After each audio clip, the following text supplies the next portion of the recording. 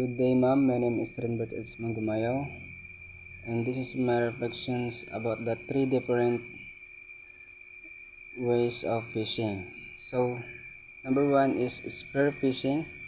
It's an ancient fishing method that involves using handheld, sharp-pointed tools like spears, gigs, or harpoons to impale fish.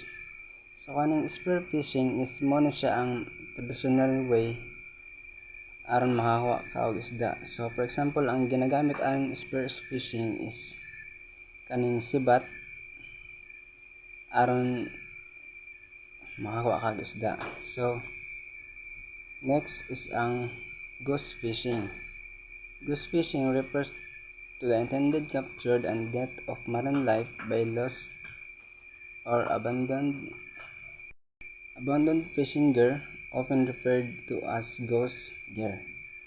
So kaning ghost fishing is mo na siya ang kanang ibali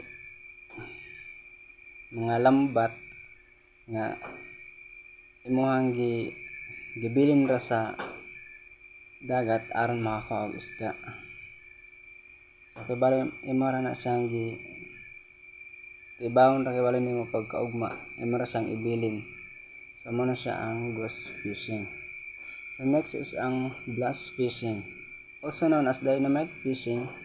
Is a highly destructive and illegal fishing method that uses explosives to stun or kill fish for easy collections.